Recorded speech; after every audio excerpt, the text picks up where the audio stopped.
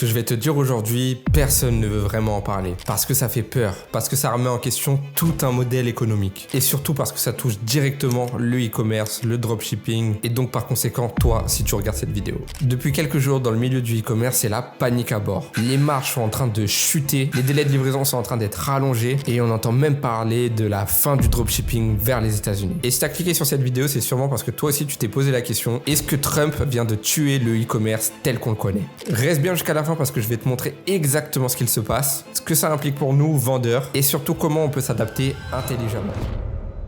Le 2 avril 2025, Trump annonce le Liberation Day. Son objectif, remettre l'Amérique en position de force contre la Chine. Et donc avec le Liberation Day, il a mis en place certaines choses qu'on va voir maintenant. Premièrement, il a mis un tarif universel de 10% sur toutes les importations sauf le Canada et le Mexique. Il a également ajouté un tarif de 54% sur la Chine. Le 7 avril, il menace d'ajouter encore 50% si la Chine ne réagit pas. Son objectif à travers ça, c'est d'avoir une réaction et un meilleur contrôle des échanges entre la Chine et les États-Unis. Il veut vraiment être en position de force et redorer un peu le blason et la force de la puissance américaine aux yeux du monde. Pendant ce temps, la Chine prévoit quand même certains plans pour essayer de réagir, mais décide de ne surtout pas céder à cette démonstration un peu de force américaine. Le 9 avril, les tarifs passent à 145% sur certains produits venus de Chine. Donc en fait, pendant ce temps, Trump a fait que augmenter les taxes, les frais de douane pour la Chine et du coup là c'en était un peu trop pour les Chinois qui ont décidé de répliquer. Et donc le 11 avril, la Chine répond et décide de taxer de 125% les produits américains. Et encore plus important, c'est la fin de l'exemption de douane de minimis sur les petits colis en provenance de la Chine. En fait, avant, tous les colis qui valaient moins de 800$ étaient exemptés de taxes et Trump a décidé de mettre fin à cet avantage-là. Donc concrètement, aujourd'hui, un t-shirt venu de Chine vendu ou expédié vers les États-Unis peut coûter seulement 12€ à l'achat et se prendre des dizaines d'euros de frais et de taxes par la suite. Imaginez seulement une augmentation de 50%, ça peut déjà détruire des marges en e-commerce. Une augmentation de 100%, ça double le prix d'achat de votre produit. Mais alors une augmentation de 145%, c'est complètement dramatique pour votre business et ça peut vraiment tuer énormément de personnes. C'est clairement un séisme qui se passe en ce moment même et on est les premiers à être touchés. On est touchés directement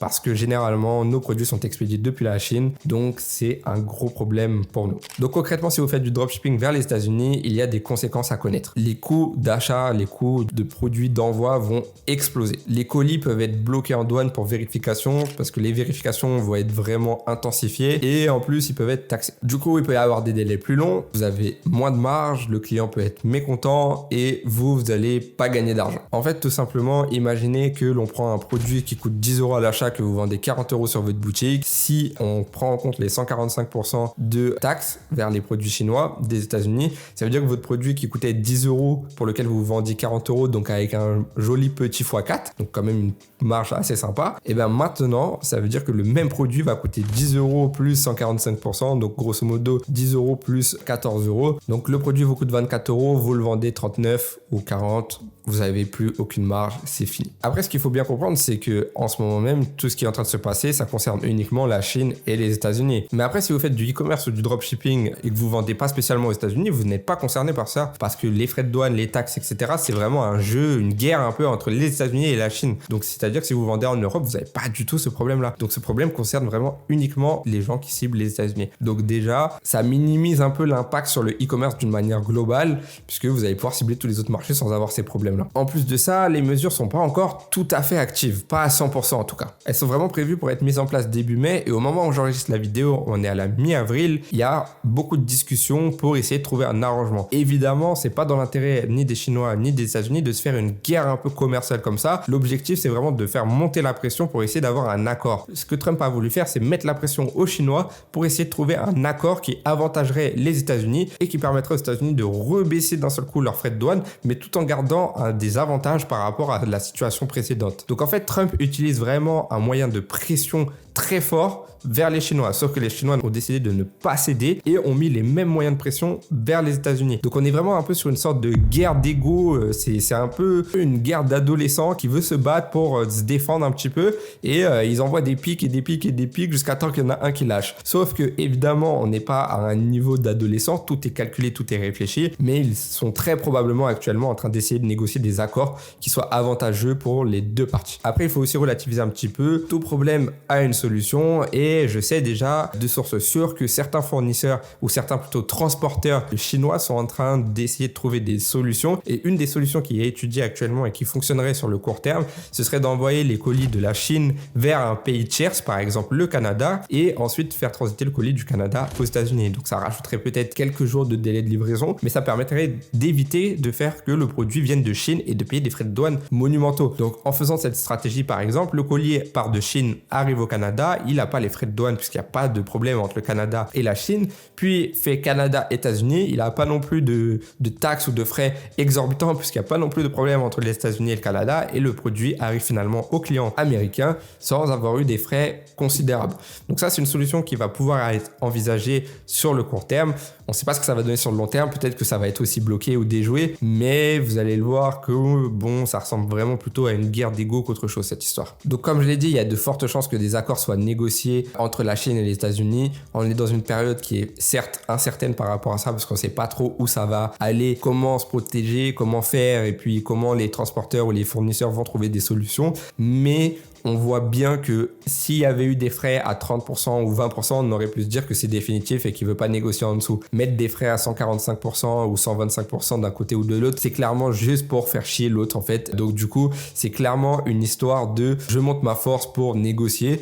Et du coup, on va forcément parvenir à un accord. La situation ne peut pas rester comme ça pendant énormément de temps. On voit que même les pays européens sont en stress. Enfin, le monde entier est en stress. Et tout le monde est en train de se dire que là, la situation, elle est intenable sur le long terme. Et c'est un peu vrai. C'est-à-dire que mettre des frais aussi élevés, ça n'aurait aucun sens. Un produit qui coûte 10 euros, qui finit par coûter 25 euros à l'achat, tout simplement parce qu'on doit payer 2,5 fois le prix du produit en taxes et en frais de douane, ça n'a pas trop de sens. Ce qui voudrait dire qu'en fait, tous les fournisseurs chinois ne travailleraient plus du tout avec les États-Unis. Tout le monde arrêterait de faire du dropshipping ou du e-commerce de manière classique. Ça changerait un petit peu. Il y aurait un switch dans la manière de faire du business de manière générale. Et je pense que même des gros acteurs comme Shein seraient impactés. Et ça, c'est pas quelque chose qui va aller aussi dans le sens des États-Unis. Donc, je pense vraiment qu'il y a juste un jeu en fait entre les deux pays. Donc, quand je dis un jeu, prenez pas ça à la légère. C'est vraiment un jeu à grande échelle pour montrer une certaine force, une supériorité, pour montrer qu'on est là, on va résister et il faut qu'on négocie des accords qui soient. Et je pense que c'est clairement la stratégie de Trump qui a décidé de s'attaquer à tous les pays du monde et plus particulièrement à la Chine. C'est clairement une pression politique, donc tout est négociable. Donc je pense vraiment qu'il y aura des négociations dans les prochaines semaines et que la situation va s'arranger pour revenir à quelque chose qui sera quand même plus cohérent. Il y aura probablement toujours des frais de douane ou des taxes supplémentaires par rapport à il y a un an ou même avant cette situation-là, mais ça ne sera pas autant. Dans tous les cas, ça montre surtout que le monde est assez fragile, le business peut être assez fragile et il faut se protéger par rapport à tout ça. Donc comment vous protéger si vos marges explosent d'un seul coup? Déjà, avoir votre produit qui tourne dans plusieurs marchés,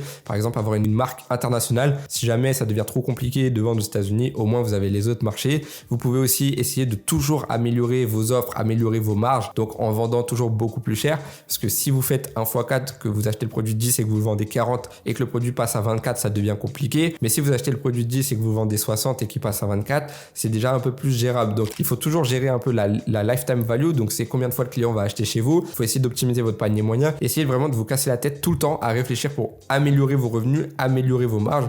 Comme ça, s'il y a des taxes qui tombent un jour ou l'autre, ou il y a des changements politiques et il y a des éléments qui viennent interférer dans le milieu du e-commerce ou dans le business de manière générale, vous allez pouvoir l'encaisser par rapport à d'autres. Et encore une fois, cette situation, elle concerne vraiment uniquement la Chine et les États-Unis. C'est-à-dire que si vous vendez dans d'autres marchés, vous n'êtes pas du tout concerné. Donc si vous êtes débutant pendant cette période assez incertaine, je vous recommande pas d'aller faire des testings aux États-Unis. Et si vous avez déjà une boutique ou une marque qui fonctionne aux États-Unis, essayez d'aller tester aussi dans d'autres marchés et essayer de trouver des solutions en amont pour augmenter votre lifetime value, plus de bénéfices qui pourront peut-être encaisser l'augmentation des taxes et des frais de douane. Donc je vous conseille aussi de rester vraiment informé par rapport à tout ce qui se passe. Venez sur mon canal Telegram avec le premier lien dans la description parce qu'à l'intérieur je partagerai des informations par rapport à ça. Il y a aussi beaucoup de valeurs, des lives, des analyses de produits, il y a beaucoup de choses, mais je tiendrai au courant des mises à jour un peu de la situation, sachant que je suis directement impacté parce que j'ai une marque qui tourne aux États-Unis, donc clairement je suis très au courant et je me mets très au courant de la situation pour réussir un peu à gérer tout ça. Mais pour l'instant je suis pas très inquiet, je me dis que s'il doit se passer quelque chose, il va falloir que je m'adapte et ce sera à moi d'être meilleur. C'est vraiment la vision que je vous recommande d'avoir au lieu de plutôt vous morfondre comme il y en a, je peux voir sur internet, qui disent que c'est la fin, que c'est fini, qu'il a tout détruit, etc.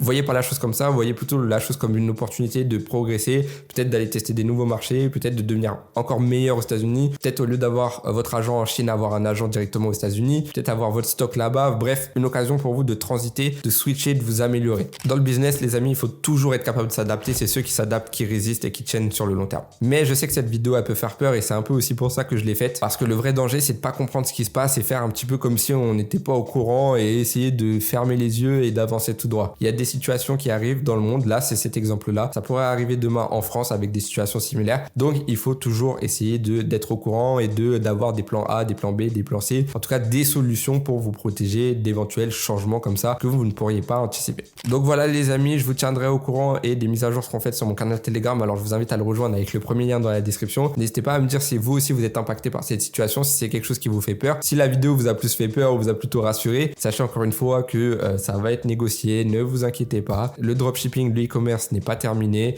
Là on parle en plus que de Chine vers les États-Unis. Donc si vous vendez pour les États-Unis, bah on s'en fiche. Et si vous vendez déjà là-bas, et ben il va falloir s'adapter. Probablement qu'il y aura des frais ou des taxes plus élevées. Mais après les clients qui sont là-bas sont aussi au courant de la situation. C'est-à-dire qu'un Américain qui connaît la situation, il sait très bien que le produit qu'il achetait avant va doubler de prix. Et eux aussi, tous les produits qu'ils vont importer de l'étranger, de la Chine, etc., les produits qu'ils ont l'habitude d'acheter, même les t-shirts made in China, etc., qu'ils avaient l'habitude d'acheter 10 euros, qui vont passer à 25 euros ou 30 euros, bah, le client va le savoir. Donc si vous allez augmenter vos prix, les clients vont le savoir et le marché va s'habituer. Donc voilà, c'est pas mal de choses. Donc ne stressez pas, laissez les négociations se faire, testez dans d'autres marchés si c'est possible pour vous. Et si vous êtes déjà aux États-Unis, bah, gérez la situation, essayez de regarder un petit peu comment ça se passe. Prévoyez des plans de secours au cas où ça reste vraiment comme ça, mais franchement, j'y crois pas beaucoup. Et voilà, je pense que c'est une occasion aussi de vous prouver au monde que le e-commerce ou le business de manière générale peut pas toujours être à son prime, peut pas toujours être au top. Des fois, il y a des choses, il y a des circonstances qui se passent. Être un bon entrepreneur, c'est être capable de s'adapter, de rebondir. Donc, je vous invite vraiment à